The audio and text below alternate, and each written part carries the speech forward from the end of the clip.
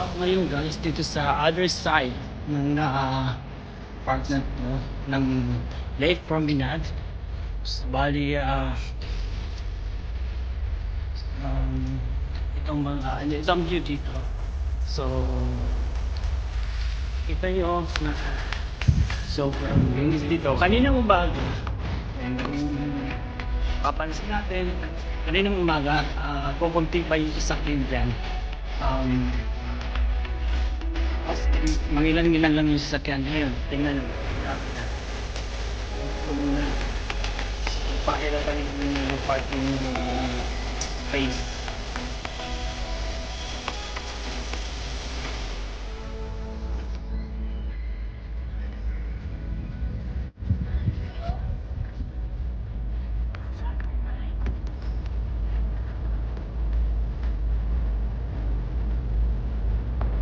So, kung gusto mo rent o kung gusto mo bumili ng sarili mong yate or sarili mong boat, ayan, dyan pwede mo park.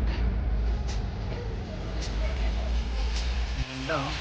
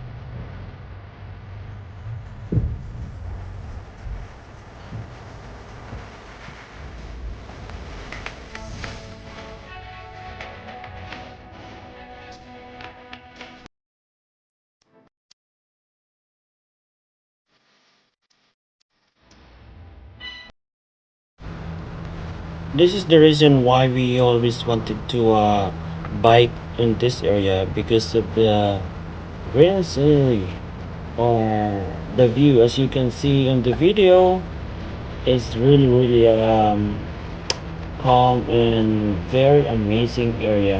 And besides, it's a very safe area to bike. Although it's a main road as well, but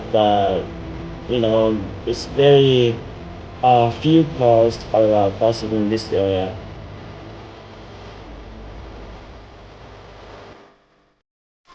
Ayan, mayroong splash pad guys.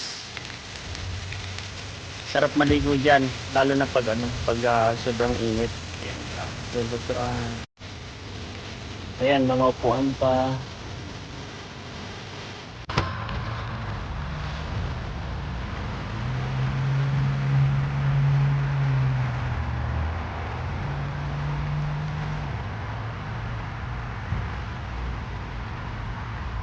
Ito guys, ang pinagbabikan namin. So bale, may sariling kalsada talaga yung mga bikers. Yan, kung ayaw mong para safe ka, dito ka dadalhin sa line ko. I mean sa kalsada to. Exclusively for the bikers lang to. Yan. Kapag may dito. Ang haba nito guys.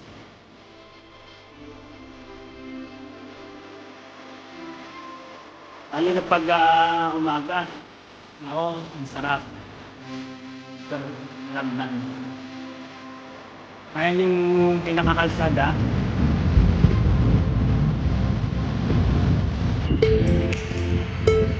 Sa mga professional bikers, pwede rin doon sa kalsadang yan. Mayroong mga bike lane yan.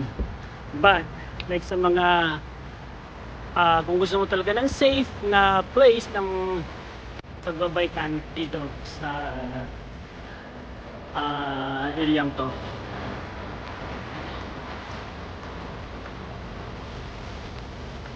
Like what I've said guys, this is exclusively for the bikers only. So safe na safe.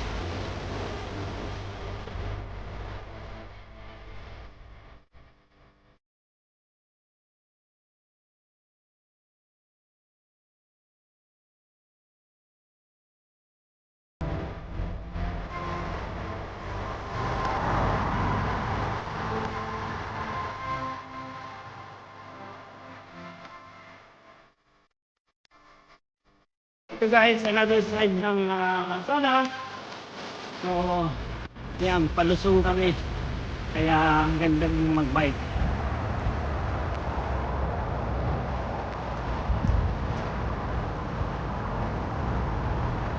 Yan, small park.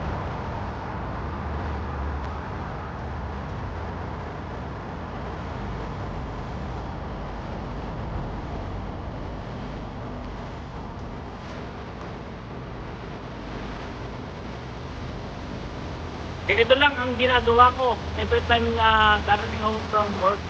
So, this is a good exercise.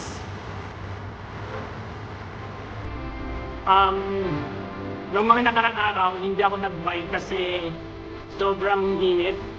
Hindi talaga kaya. Ang init dito guys, kakaiba. Lalo na pag bumas ng like 39 degrees. Oh my God. Parang nasusunog yung balat. Tsaka yung pakiramdam mo yung hindi ka makahinga. Suffocate yung init. Ang lagi kong kasama guys pag nagbabike yung anak ko. So, ang sarap niya ng kasamang mag-bike kasi malaki na eh. Unlike before, pag nagbabike ako, mag-isa lang. Pero yun ngayon, mayroon akong binata, 9 years old na, kaya siya ng bike buddy ko ngayon.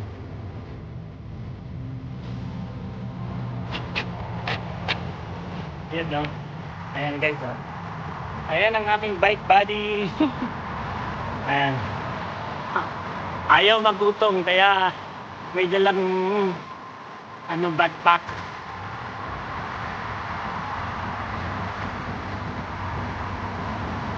Sa backpack na yan, puros pagkain ang laman yan. Yan o. Yan, malapit na kami guys sa bahay. So, nakikita niyo ang building na yan. Yan ang Trillium Hospital. Ito sa pinakamalaking hospital dito sa Mississauga.